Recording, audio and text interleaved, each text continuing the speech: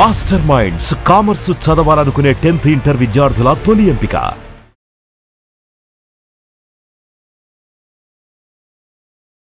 నమస్కారం, మీరు చూస్తుంది సుమన్ టీవీ. నేను మీ కీర్తి. ఎంఏ ఎంకామ్ తెలుగు ప్రొఫెసర్గా స్టిల్ కంటిన్యూ అవుతూ 1000కి పైగా ఆర్టికల్స్ రాసి 10కి పైగా పుస్తకాలు రాస్తున్నారు. నిజానికి ఒక్క మాటలో చెప్పాలంటే డివోషనల్ వరల్డ్ కి పరిచయం అక్కర్లేని పేరు ఆచార్య కాకనూరి సూర్యనారాయణమూర్తి గారు. స్వయానే వారు ఇవాల్టి పాడ్కాస్ట్ లో నా ముందున్నారు. నమస్తే అండి. నమస్కారం అమ్మాయి. ముందుగా మీ ఆశీర్వచనంతో ఇవాల్టి పాడ్కాస్ట్ స్టార్ట్ చేస్తాను. శుభమస్తు. శ్రీరామ జయం. అసలు చాలా లేట్ గా కనెక్ట్ అయినందుకు చాలా చింతిస్తున్నాను. మీది తినాలే నాది తినాలే టైప్ లో ఇద్దరం ఓల్డ్ సిటీ వాస్తవ్యం అయ్యాం. అది నగరం, అది నిజమైన నగరం. అది ఓల్డ్ సిటీ కాదు, అది సిటీ. ఎక్స్టెన్షన్స్ కొత్తగా వచ్చాయి. అది సైబరాబాద్ కావచ్చు, మరింకేదైనా కావచ్చు, ఇంకా 9 రావచ్చు కాక. సిటీ అక్కడ అరుగులుంటాయి. పక్క వాళ్ళు ఏమైనా అయ్యారా అని కనుక్కునే మనుషులు ఉంటారు. నిజం గురుగారు. న్యూ సిటీలో అరుగులు ఉండవు, పెద్ద పెద్ద గేట్లు ఉంటాయి. గేట్లకి ఇక్కడ కుక్కలు ఉంటాయనే బోర్డులు ఉంటాయి. మనుషులు ఉన్నారా పోయారా కూడా పట్టించుకోని సంస్కృతి న్యూ సిటీది అయితే సిటీ. ఇప్పుడు మీరంతా పాత పట్టణం అంటారు, బట్ అది సిటీ. అక్కడ మనుషులు ఉంటారు, మమతలు ఉంటాయి, కనుక్కునే మనుషులు అందరూ ఒకరి కోసం ఒకరు అన్నట్టుగా ఒక టీమ్గా మనకు కనిపిస్తారు. నిజం గురుగారు, ఎప్పుడు పండగ వాతావరణమేనే ఆల్వేస్. ఒక్కసారి ఇప్పుడు వరకు ఎన్నో అనేక రకమైన ధర్మ సందేహాలతో మీ ముందు కూర్చోడమే తెలిసింది. ఒకసారి మీ ఆరిజిన్ తెలుసుకుందాం గురుగారు. అంటే మేము మిమ్మల్ని గురువుగారు అనే, మీరు ఎవరిని గురువుగారు అంటారు? అసలు ఎక్కడి నుంచి ఈ గ్రంథాలయం నడిచి వచ్చి ఇలా కూర్చుంది మా ముందు అన్నది? ఎవరికైనా గురువు తండ్రి, తల్లి, తండ్రి, వాళ్ళే గురువులు. సనాతన సంప్రదాయంలో తర్పణం వదలాలి కదా తల్లికి తండ్రికి.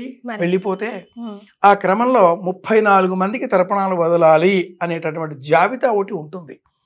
ఆ జాబితాలో 33వ వరుస నంబర్ గురుం అని ఉంటుంది. అక్కడ మళ్ళీ తండ్రి పేరే చెప్పాలి. అంటే ఎవరికైనా తండ్రి గురువు. మా నాన్నగారు బ్రహ్మశ్రీ కాకునూరు వెంకటరమణ శాస్త్రి గారు. మా ఊరు కేశంపేట, కొత్తపేట ఈ ట్రాక్లో ఉండేటటువంటి గ్రామం కాకునూరు. ఇది కేశంపేట మండలం. ఇప్పటి రంగారెడ్డి జిల్లాలో ఉంది. అది మా ఊరు. నేను మా అమ్మకు 12వ వాడిని. అలాగే నేను ఇంట్లోనే పుట్టాను. నాకు బడి లేదు. మా నాన్నగారు ఆయన్నే నాకు విద్య చెప్పారు. మా అమ్మగారు ఆవిడే నాకు చదువు. ఎస్ఎస్సి వయసు వచ్చేసరికి నా జాతకం చూసిన మా నాన్నగారు, వారి గురువు గారు, ఈ పిల్లవాడితో ప్రైవేట్గా ఎస్ఎస్సి రాయించడం బాగుంటుంది, ప్రభుత్వ ఉద్యోగం ఏదో జాతకంలో రాసి ఉంది కదా. మా ఇంట్లో మొదటి నుంచి జ్యోతిషం ఇలాగా గృహ విద్య. దాంతో ప్రైవేట్గా ఎస్ఎస్సి ఏదో ఒక చిన్న ప్రభుత్వ కళాశాలలో ఉదయం 11 నుంచి 8 నుంచి 11 వరకు ఉండే కళాశాల ఇంటర్మీడియట్ మార్నింగ్, సాయంత్రం కళాశాల 6 to 9 డిగ్రీ. అవి 2 మాత్రమే కళాశాల పేరుతో నేను వెళ్ళలేదు, ఇంట్లోనే. ఆ రోజుల్లో 80 to 87 మధ్యలో అటెండెన్స్ లేకపోతే ఫీజు కట్టడం అనే ఫెసిలిటీ ఉండేది. ఇప్పుడు కూడా రీసెంట్గా ఒక వారం కింద హైకోర్టు ఒకటి జడ్జిమెంట్ ఇచ్చింది. ఏమని అంటే, విద్యార్థులకి కనీసం 75% హాజరు లేకపోతే వాడి అప్లికేషన్ ఫార్వర్డ్ చేయము అని అనకూడదు. వారం కిందే వచ్చిన జడ్జిమెంట్ గురించి ప్రస్తావన చేస్తున్నాను. పిల్లవాడికి అనారోగ్యం ఉండవచ్చు, నాకు బోల్డెన్ యాక్సిడెంట్స్ అయ్యాయి ఆ రోజుల్లో. కాబట్టి అలాంటి నేపథ్యంలో అతడి పరీక్ష రాయించాలి. ఇది రీసెంట్గా వచ్చిన జడ్జిమెంట్. ఆ రోజుల్లోనే అమల్లో ఉండేది. మధ్యలో పోయింది. మళ్ళీ ఎంకాము, ఎంఏ, మళ్ళీ ఎంఏ జ్యోతిషం, పిహెచ్డి, ఈ కాగితాలన్నీ జమ చేసుకొని ఆనక ఒక ఉద్యోగం కూడా వ్రాసిపెట్టి ఉంది కాబట్టి వచ్చిందిగా. కాబట్టి అది సిటీ. అక్కడే ఉన్నాను. నేను మా నాన్నగారి దగ్గర ఉంటాను. అబ్బా, ఎంత మాట చెప్పారు గురుగారు. ఈ రోజుల్లో నాకు అర్థమే కాదు. మా అత్తమామ మా దగ్గరే ఉంటారండి, మా అమ్మ మా దగ్గర ఉంటారు. అమ్మ నాన్నలు పంచుకోవడం. ఈ సంస్కృతిని మన వాళ్ళు ఎలా చెప్పేవారంటే, తల్లి గుడ్డు ముందా పెట్ట ముందా అంటూ చెప్పేవాళ్ళు. కోడి ముందా గుడ్డు ముందా అంటూ నేర్పించేవాళ్ళు. పిల్లనొచ్చి గుడ్డును ఎక్కిరించిందట అనే మాట కూడా చెప్పేవాళ్ళు. ఆవు చేలో మేస్తే దూడు గట్టున మేస్తుందా? పిల్లలు వాళ్ళ అమ్మా నాన్న దగ్గర ఉండాలి. వాళ్ళ అమ్మా నాన్నలు వాళ్ళకి మొదటి దైవాలు. Like my father is my hero. ఈ రోజుల్లో చాలా మంది చెప్తూ ఉంటారు, ఫలానా అలా చెప్పేవాడు మా హీరో, ఇలా చెప్పేవాడు కంటి చూపు చంపేస్తా మా హీరో, మొక్కే కదా పీకేస్తా మా హీరో. ఇలా వాళ్ళు కాదు హీరోలు, వాళ్ళు నటులు. నిజమైన హీరో ఎవరికి వారికి వాళ్ళ తండ్రి నిజమైన హీరో. నిజమైన హీరోయిన్ వాళ్ళ తల్లి. వాళ్ళు తిన్నారో లేదో తెలియదు, వీళ్ళు తెచ్చిపెట్టారు. అంతవాడిని ఇంతవాడిగా చేశారే. కనుక నిజమైన హీరో హీరోయిన్లు ఎవరయ్యా అంటే అమ్మా నాన్నలు.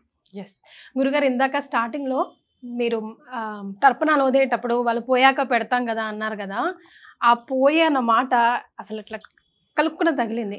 ఆ బంధాల నుంచి మనందరికీ తెలుసు nobody is permanent here అని. అందరూ రావాలి, రాసిన నాటకంలో పాత్ర పోషించుకోవాలి, పోతా ఉండాలి అని. కానీ అది యాక్సెప్ట్ చేయడం చాలా కష్టంగా ఉంది గురుగారు.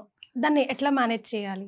వేదాంత పరంగా దీన్ని ఏమంటారంటే కర్మ సిద్ధాంతం, అవశ్యం అనుభోక్తవ్యం. మనం శరీరం ధరించాం, కారణం అమ్మా నాన్న. సంస్కారంతో కూడుకున్న జీవితాన్ని వాళ్ళు మనకు అందించారు.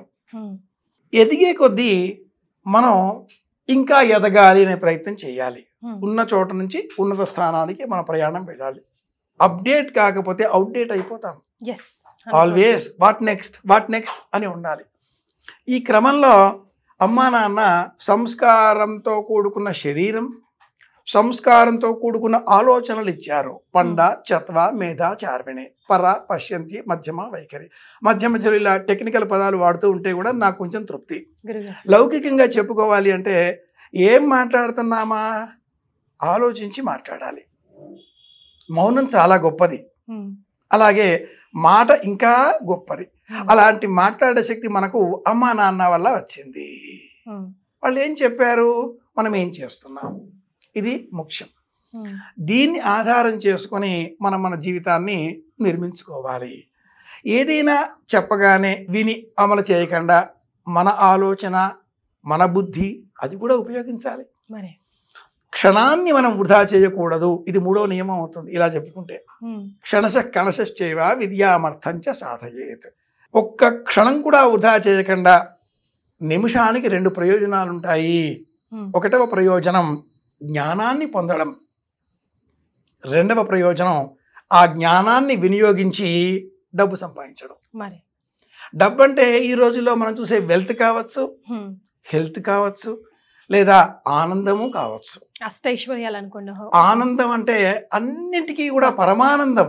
ఉపనిషత్తు స ఏకో బ్రహ్మణ ఆనంద అంట. బ్రహ్మానందము అన్నదాన్ని ఉపనిషత్తు ప్రస్తావన చేస్తుంది. అంత చిన్న లడ్డు ముక్క తింటే కూడా మనం బ్రహ్మానందం అంటాం. తిరుపతి నుంచి వచ్చిందా బ్రహ్మానందం. ఒక మంచి పాట విన్నామా బ్రహ్మానందం. ఒక మంచి సంగీతం విన్నామా, ఓ పుస్తకం చూసామా, ఓ పెయింటింగ్ చూసామా బ్రహ్మానందం.